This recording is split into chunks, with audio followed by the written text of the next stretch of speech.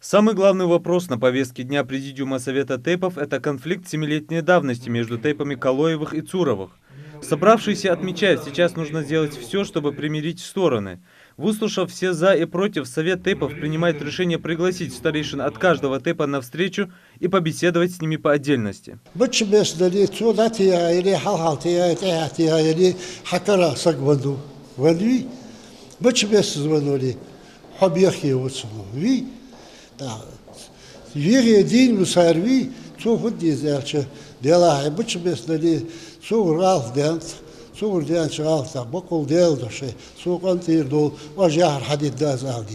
Второй вопрос не менее важный и принципиальный. Это включение в Совет представителей непредставленных Тейпов. Также на заседании затронули вопросы межконфессионального согласия в республике, проведения встреч и налаживания контактов с имамами населенных пунктов. И, конечно же, молодежная политика. В Совет Тейпов обращаются по разным вопросам. Помощи старших попросили и молодые люди, обратившиеся с жалобой об мошенничестве.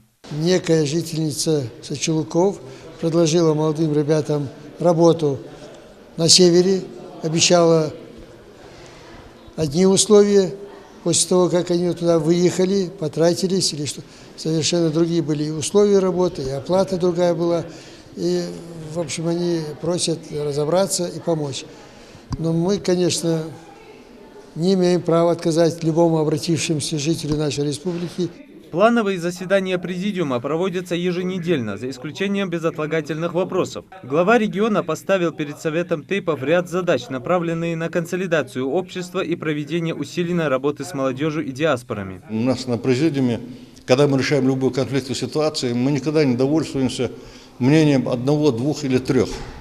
Мы еще раз возвращаемся к этому вопросу. В конечном счете находим тот консенсус, тот компромисс, который необходим для снятия любой конфликтной ситуации.